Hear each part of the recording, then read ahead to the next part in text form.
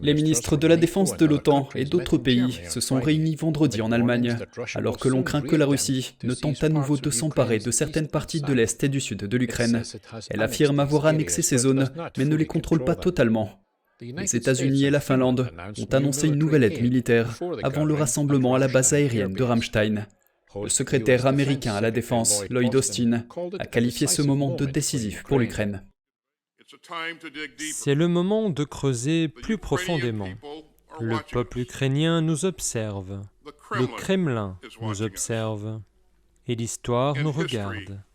Nous ne lâcherons donc pas prise, et nous ne faiblirons pas dans notre détermination à aider l'Ukraine à se défendre contre l'agression impérialiste de la Russie. L'objectif principal de cette réunion était de savoir si l'Allemagne allait autoriser la réexportation vers l'Ukraine de ces chars Léopard 2 utilisés par les armées européennes.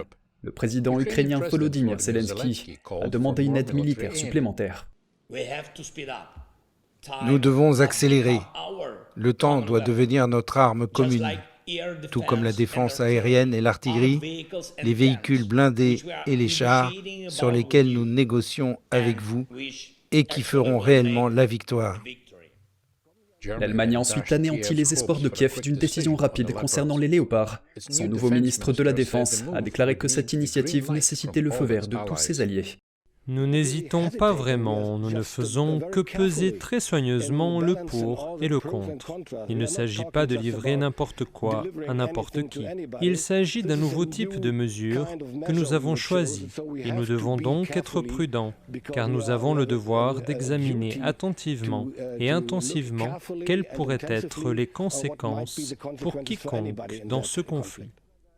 Pistorius a déclaré qu'il ne pouvait pas dire quand la décision serait prise, mais que Berlin était prêt à agir rapidement.